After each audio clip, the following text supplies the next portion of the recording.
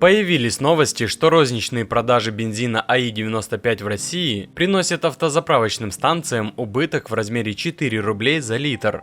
Бредятина какая-то, мне кажется, АЗС явно не теряют ничего, разбодяживают просто больше. АЗС жалуются, что убытки от реализации АИ-95 фиксируются уже третий месяц подряд. Их удается компенсировать за счет прибыли от продажи других видов топлива. Причиной сложившейся ситуации стал значительный рост оптовых цен на бензин. Летом они росли без остановки и оставались высокими. Однако осенью оптовые цены на бензин начали снижаться вслед за падением стоимости нефти. Потихоньку готовят народ к очередному повышению цен на топливо. С начала этого месяца цена АИ-95 уменьшилась на 6%. Тем не менее, на днях АИ-92 и АИ-95 вновь подорожали на 1,3% до 60,5 тысяч рублей и 67 тысяч рублей за тонну.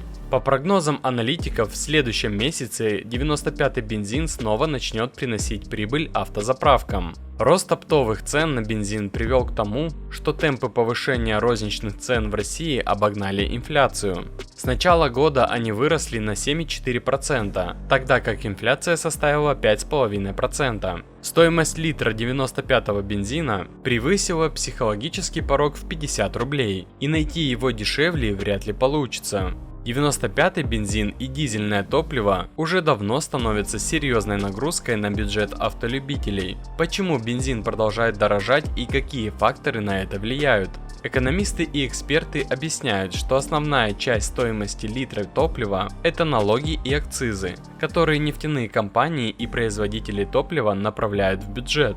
В конечном итоге эти затраты перекладываются на потребителей, автовладельцев. На цену влияют несколько факторов.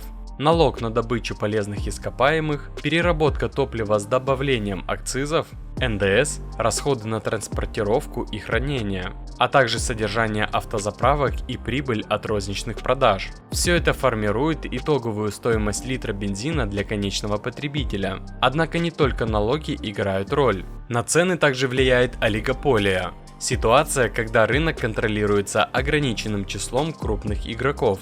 В России рынок нефтепродуктов контролируется 7-8 крупными вертикально интегрированными компаниями, которые управляют всеми этапами от добычи нефти до продажи топлива. Такая структура рынка позволяет компаниям влиять на цены, используя свою рыночную силу, чтобы добиваться желаемой прибыли. Это приводит к постоянному росту цен, несмотря на любые изменения налоговой нагрузки. С целью предотвращения дефицита топлива в России правительство вводит различные меры. В частности, продлено ограничение на экспорт бензина до конца года. Эта мера направлена на стабилизацию ситуации на внутреннем рынке в условиях высокого спроса и плановых ремонтов на нефтеперерабатывающих заводах. Эксперты предупреждают, что дефицит топлива все еще возможен, особенно в случаях снижения объемов производства.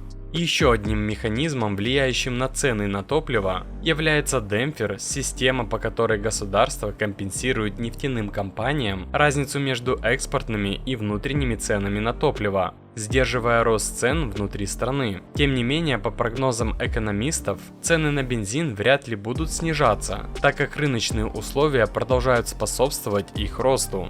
Рост цен на топливо продолжается ежегодно, хоть и разными темпами, что является частью негласного соглашения между правительством и нефтяными компаниями. А сколько вы тратите на топливо в месяц? Напишите в комментариях.